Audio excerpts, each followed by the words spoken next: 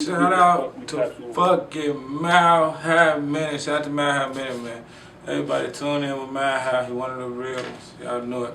Yo, it's Cowboy the Wild Boy checking the fuck in. You watching Mal High Minute. Mal High Minute up. That's what's going on. Mal High Minute, man. I know what's going on. Damn, yo, Shout out to what it is. Mal High Minute, man. Like I told y'all, man. Tap in.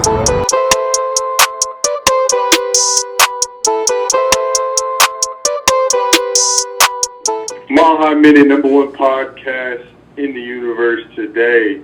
We got a very special guest out of the west side of Chicago, man. Dreadrock, what's going on, bro?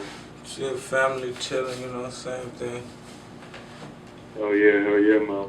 Well, I'm excited to have you on. I think you the first Chicago artist I've had on from the west side. I know I tapped in over east, down south, but this is the first time over west, so I'm excited to have you on, man. Let's jump right into it, though. Appreciate it, brother. Appreciate it. Hell yeah. Let's get into this, though. So originally, you said you're from the west side, right? Yeah, west side. K-Town to be exact. Costin, Lexington. That's where I'm from. Out west. Okay. So, how would you compare, like, the west side to over east and then the south side and the north side? What can someone from the outside in expect, you know, going to the different sides of Chicago? What are some of the similarities and differences? Coming in from the west, see the west, they got a lot of players and all this about money, so it's basically more at the west. You can get everything out west. The west is one-stop shop. You know, it's a shop center. Everything is everywhere. But don't get me wrong, 2021 is now everybody got ops and pressure everywhere. So we still similarity. When you talk about over east and south, like west is just right there. You know, north is doing they little heat up, but out west been out west. Everybody run out west. That's where the parties at. That's where all the people getting the shit going on out west. Like that's right by the United Center. So when people come in town, they mostly going out west. They ain't going all the way outside. Most people coming out west and going through out west. But yeah, out west is really, it's a more of a shop. It's a one-stop shop out west. And it's still pressure. So out west is lit, you know, right now. Okay, bet. Hell yeah. Now, it seems like it's cracking over there, you know what I'm saying? Looks like y'all got a lot of shit going on over there. So I'm going to have to tap in next time I go to Chicago. But I want to dive into your story a little bit. So originally, obviously from the west side, growing up, what were you into? Were you playing sports, or were you into anything else, or was it always music? I dipped and down. I played street sports. Like, I was a good football street player. I could never really play major because I could never get my equipment when the season started. So that was dead. So I was really more into the streets. You know, I was on a kid walking up on the block bagging. You know, I was bagging and trying to see what's going on, the action, when shit going on. I'm in the middle of it. You know, as a youngin', I always had something going on. But sports was there. Everybody wanted to do something with some sports because everybody was doing it coming up early 90s because Michael Jordan was everywhere. So the sports was everywhere. But I was really playing street ball. I was a good street wide receiver, street sport. But that wasn't my philosophy. I knew that wasn't it. I wasn't finna jump out the sport. And I wasn't playing sports in high school, you know. I was doing other shit in high school. I wasn't in high school. Shit. I was missing days of high school. So my cup bringer, they wasn't no sport thing. Everybody wanted to play. You kept me at the court playing ball, but that wasn't it. So would you say, like, most people from Chicago are, you know, either getting into, like, the rap industry, the streets, or playing sports? Would you say it's, like, kind of one of those options when coming from your area? Yeah, most definitely. That's the only three options we really got from the beginning. Them three little options, the sports, the streets, and that's really similar down to the options. And most people got to make a way out, and it's 1 out of a million. So, yeah, that's something. Okay. So, growing up, what was that age you really started rapping? think we used to play rap when I was like, 14, 13. Freshman in high school, but it was like in the 8th grade. So like 13, we used to rap. It was a group called Wolfpack. We started that shit. We used to rap about like whip it up and cook it in the kitchen. That's we was mostly influenced by Lil B, so we was just rapping about anything. We like shit, he just rapping about anything. We can make some funny videos just rapping. So it was like, I think that was like, that's when I first started, really rapping. I was recording off the phone. Like before I was ever in a booth, we used to record shit off the phone and play. And we used to get reaction off it. People started calling us and living by that shit, living by the Wolfpack code and living by that. Like we started so much shit, none off the record, straight. We was off the phone doing this shit. I was like 11. We did a Rack City remix. We did a remix to Rack City. We was doing shit back then when that shit was hot. Yeah, that makes sense. What was growing up? What were some of your like inspirations and like people that you listened to and stuff like that kind of got you into rap? I really like to, if it's a rapper, really a rapper influence like my sister, baby daddy. He was a battle rapper when I was little. He used to have clips and shit rapping. So he used to come in like, look at this. He on the thing rap battling people.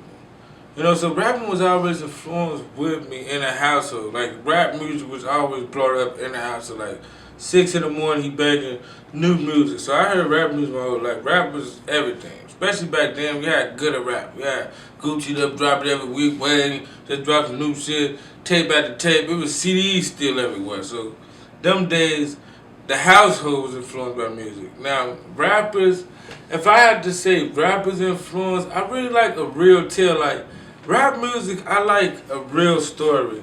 A lot of shit gotta make sense, so I always liked the old shit, like, Pac and Biggie, because I felt like they was connecting to the real. Like, I was cool with 50 and them doing whatever they doing, doing that and making a wave and in the club, all that. But I always liked a real story. Like, everybody can tell a story. But when you was rapping, I still wanted a real rap, something I can know he's talking about it because he probably sitting there looking at it. Or when he was sitting there looking at it, he remembered and rapped about it. Like, it gotta make sense. And that's what I really like. There's a lot of real rap back then. That's what I would hear from. Okay. Yeah, that makes sense. I have to believe it. You, growing up, you said you've been rapping since you were in your teenage years. What was it like, from your opinion or from your perspective, seeing, that whole full wave of Chicago rappers just blowing up, starting back in like the 2010 to 2012 area, you know what I'm saying, in your teenage years? What was it like from your perspective watching the Chicago scene blow up?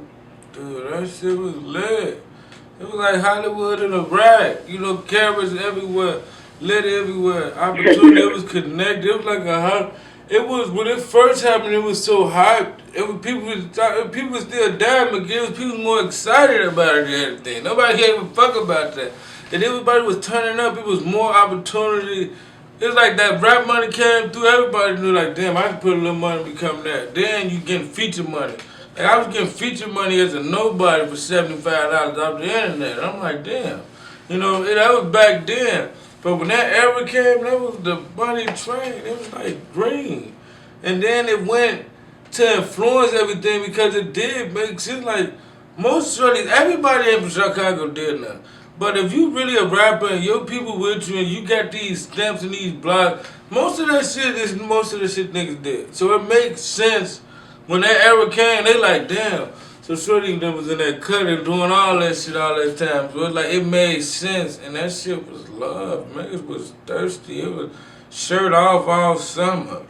That shit was wild. It was the whole wave.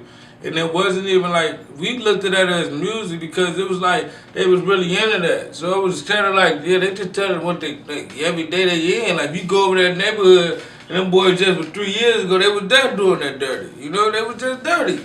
So when we looking at it, like, that's that music. It was like classic, man. That shit was, in our perspective, it's real. That's how our shit be so real, it don't make sense. So that was crazy, man. Okay. crazy. So would you say like before everything kind of blew up in Chicago, were rappers was it hard making it out as a rapper in Chicago? Were people kind of unknown? Yeah, it wasn't no wave. It wasn't no you connect with. We didn't know about blogs and sorts. We think we gonna go out the trunk like no limit. Hell yeah, it was hard. It wasn't even like a thought of what you was gonna make it. You just thinking you was just going on the internet, just making songs and turning up and doing things. You ain't never knew that. Alright, one day somebody could take you serious. It was way harder. Like these other rappers, they weren't showing no wave like how these people were. Like, yeah, get you a video, man. Get you this. You know, I came from shit just like you. I was just some hot shit too. You know, they telling this shit now. Back in the day, the rappers weren't telling it. They like, yeah, I made it. I'm a superstar. It just made it to superstar, so they never gave a motherfucker lane like that era. Hell no, it was hard. It wasn't no lane. They like, yeah, you gotta be able to sing your heart out. But whole time, they can just open that door for you. Like, yeah, come over here, y'all. He got all the money over here. It's all the rappers and everybody successful over here. I see you struggling over there. You know, you trying to sing your life away. Come on over here. But nowadays, we know the wave. It's like it's the net, you know? It's the internet took over the shit. It ain't money, you know. So, okay, that makes sense. So, do you think, like, the fact that there was a huge wave like that in Chicago really helped, you know, just the whole industry and Chicago in specific, you know, bring a lot of money to the hood and you know what I'm saying, just make it more alive to be in Chicago? Was it more of a good thing or a bad thing? Because I'm sure there were like... No, it was a good thing. It was a good thing. Chicago influenced the whole youth around the world to know that they can get up out their mama couch at 18 and possibly swing around in a video with a gun and make some hundreds of thousands of dollars. That's what Chicago did. They influenced the whole culture, the whole industry. It's look rappers now. Before Chicago rappers, there were so many young rappers. Now it's young niggas coming out of everywhere. Anywhere. Thinking they got a suburban area, still got a crowd acting like they with it. You know, like this was Chicago influence. Like it's people coming from everywhere. However, so it was a whole youth influence. The industry just took that way to accept it once they see the kids. They seen their kids in their house. They see their grandkids. They see everybody play it. They like, shit, might as well listen to it. Then the industry ran with it and it turned so gangster. Look, everybody top rapper is gangster and ride with niggas and forever my brother, but that was a Chicago way. You know, we started that whole, it was like leaning in a cup and dancing and shit stuff. Now everybody so gangster with all these bazooka guns, everybody up and shit in the camera, looking at you all like that, like nigga. You know, that was our whole wave. So we influenced the whole industry, man. That shit. And they ain't saying that niggas ain't dying everywhere. We ain't saying that there ain't guns everywhere.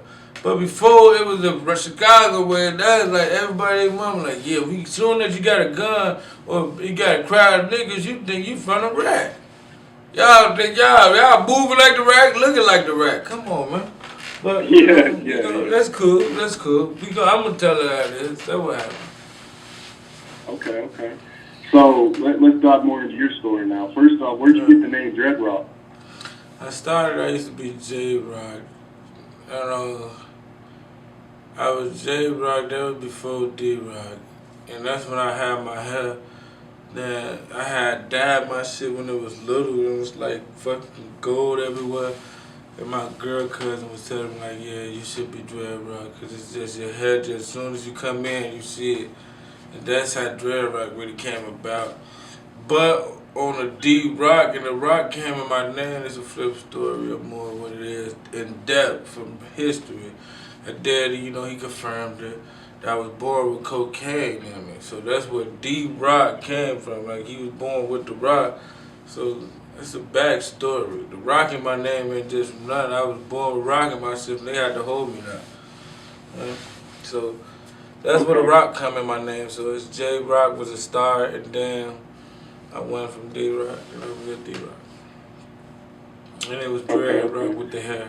And I want to talk about, you know, some of the struggles you went through growing up that's kind of molded you to the character you are today. So talk to the people, man. Let them know, like, some of the things that you went through growing up that was really, you know, a traumatic experience, but it helped you in how it molded you and helped you grow as a human. and what's motivating you and stuff like that, man. Talk about some of the struggles you went through growing up. The struggles was, we had, it was a lot of, when you was young as a kid, you learn when you get older how much being and having everything yourself makes you able to expand. So when I was a kid, it was young, you had to share bed, Then you had to share flow. That's how it is. You ever had to share flow? That means everybody sitting in one room flow. You like, damn, man, it's a hard flow. So it was real struggle, limited to what you can get. Limited, like I wasn't spoiling nobody. A roof was provided. I had a roof coming up. My mama died when I was 11, so I lived with my sister. So I had a roof, but if it ain't never yours and your kid, it ain't gonna never be 100%. You gonna get what you can. You can't get everything. So it was always limited things. The struggle was real, I just, pray for you and send positive energy your way. And I hope that, music and all of your, business endeavors and stuff like that pay off in the long run, man. 'Cause you got a really, a touching story, and I want to see you win. So, let's kind of transition into the music and whatnot. So, what would be the first song someone should look up when they're trying to, figure out who you are, what your sound is, and whatnot? What's the first song they should look up on YouTube after they watch this interview? The first song you should look up is Long Night. They put so much in, like how I waited to get it. I've been working. Long Night, then you go look at Flute. That's show you how I'm coming. Then you go to How You Coming. And you go to You Can Be Wherever. That's to motivate the youth to show, like, I want to connect and let the people know, like, you can be wherever, no matter what's the situation. You come from nothing. You come from rich to be richer. You can come from poor to be rich, poor to be poor. But you can be wherever, no matter what the situation is. It's an outcome that you can get to. So, yeah, that's the list. You go look up them. You'll get to know how I'm trying to do everything, support everybody, everywhere, to identify me. Okay. So I'm seeing, a strong work ethic here. I see you got Rocket Power 1, Rocket Power 2, Born Broke 2, Got Back Volume 1, like all these tapes and albums and singles and man, what keeps you going, bro? Because, like, you drop this shit every day, it seems like. What keeps you motivated to keep working, man, so hard and so much? It's nothing about the wild and stand, I kept my step. I'm trying to think. I'm playing this shit for 3 years ahead. So I'm still trying to catch up to all my old shit while I'm making new shit. I got, like, at least 70, 50 songs in the chamber that's unreleased. But I still chase all the old shit I'm not doing, So it always motivated me for what I wasn't doing. Years ago I probably wasn't doing what I'm doing now. So when I'm in this situation, I'm gonna work 30 times harder than when I was just doing when I wasn't nothing. See, I never get caught up into the hype. That's what I'm in. I'm not in the hype. Even if I go up 1 million, 10 million views, I'm not gonna get caught up in the hype. I'm gonna keep it going, cause it's like you gotta always remember where you started. See, that's what motivates me, is to start. That's how my energy comes. Ain't none of that's in front of me, all these shoes, these clothes, none of that shit. That don't motivate me. It's why I started. It keep me pushing like, man, I gotta double lap why I started and make it 30 times better, because you'll never want to go back. Okay. You got merch too? Yes, I got merch available at shop.swervenation.com. You can purchase it. It's worldwide. It comes to your house. We got it international, good cloth, washable. Not gonna peel on you at the event. You can't sweat this out. You can wear it real good. Okay, so I'm seeing, just doing my research and whatnot. I'm seeing, obviously you got the merch with the Swerve Nation. Talk about Swerve Nation a little bit. What is that? Is that like your label? And what do you got going on there? You say you got a couple artists you're working with on that? Yeah. Swerve Nation is the label, the brand, everything under it. Swerve Nation originally it started with Swerve Gang. That was on Lexington, that's where the block come from, Lexington, Cosner. Swerve Gang started on that. We was gonna turn the bitch to Swerveville. But after I grew up, we grew apart. The Swerve Gang really didn't work out because everybody mentally state wasn't up. It's about investing and everybody wasn't really ready to invest and even time or even passing out CDs into expand. So that fell in a way. I was still swerve game forever, you know, I'm swerving forever. But You got a project coming in March and in April. You want to talk about those a little bit? yeah, the March project, Lil Rap is dropping in March, jumping in the car. He gonna start his series, he swear nation. So everything about us, it's gonna be like some cars or some driving because we swerve, we keep cars and I love cars. So swear nation. We got Lil Rap dropping. Our boy Mufasa be planning on getting his shit together so he could drop in March too. So hopefully Mufasa is dropping in March too. Mufasa probably will drop at the beginning because he's supposed to drop February. But we're going to push it back to March. So Mufasa probably dropped the first week. Lil Rap dropped the last week. And I'm dropping in April. Probably the middle or the last week of April. I ain't got a date yet on mine, but I'm finna date there soon. So they coming first, and then I'm gonna start promoting theirs, promote Lil Rap, get his shit together, get Carter together, Mufasa, get all his lineup, and then, you know, I'm coming in April. I'm getting an EP, Lex Block EP, Lex Block. That's what's the name of it. Okay. And we just previously spoke. You said you got an app on the way you're creating? Yes, I got an app I'm creating. It's gonna be a racing app. Swerve Nation Racing, look out for it. You know, get the app. It's gonna be available on Apple, Android, wherever you can download on the device. It's coming. It's gonna be basically similar to a simple racing app, going lane to lane, picking up items, getting items, and leveling up your cars, riding through different cities in the United States. Like you might start in New York, ride through them little block, picking up stuff. So I'm getting creative. It's already getting coded. So we're getting ready to launch it, you know, a couple months. Just stay tuned for that. Just keep tapping in, and I'm going to keep updating y'all. Okay. All right, man. Well, let's get into some final thoughts before we head out of here, man. Yeah. First off, who are some dream collabs? Is there any collaborations in Chicago or anyone like that that you would, you know, like to work with? Like, I like to work with, you know, really, shout out to my guy, Lil O. That's one of my guys. He gonna work. From the block, really, I don't really like the rappers. Nobody really want to work with. Everybody really doing too much the same thing, so it's like everybody's into some shit. So it's really, if a nigga want to work, we can work. But me want to work, I'm really cool right now. Because it's really a game. I ain't really have to pay no motherfucker with a visa just to get in one place that I can see when I get there, you know?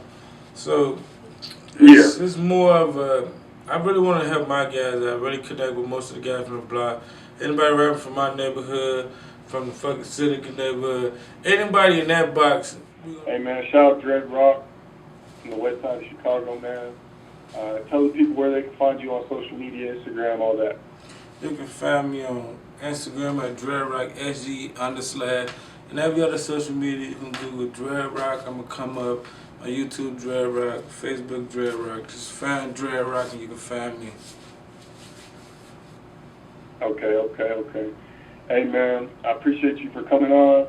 Make sure y'all hit that like button, comment down below who you want to see next on the Mile High Minute. Hit that subscribe button, hit that bell button to stay notified when all the latest news drop. Man, can we get a shout out from Mile High Minute one time? Shout out to fucking Mile High Minute. Shout out to Mile High Minute, man. Everybody tune in with Mile High. He one of the real ones. Y'all know it. Hell yeah, man. I appreciate that, man. Hey, make sure y'all go follow Dreadrock on everything. Instagram, go listen to music, YouTube, all that, man. Mile High Minute, #1 podcast in the universe. We out, man. Shout out to Westside Chicago. Let's go.